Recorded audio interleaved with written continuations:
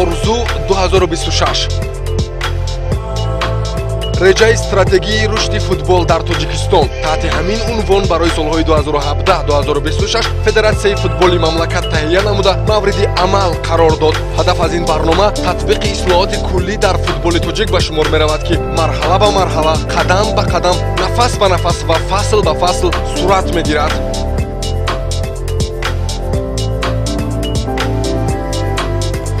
футболи занона бо ташаббусу тараддудҳои ҳамвораи роҳбарияти Федератсияи футболи мамлакат рӯ ба рушд асту ривоҷ.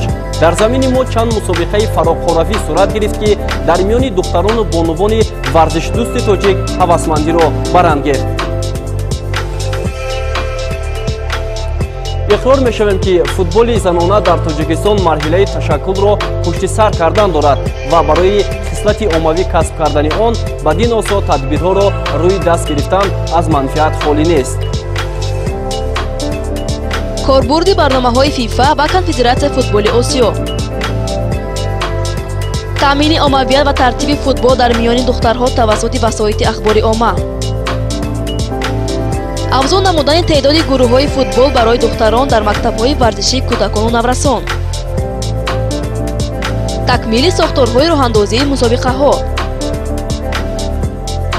таъсиси лигаи занонаи Тоҷикистон,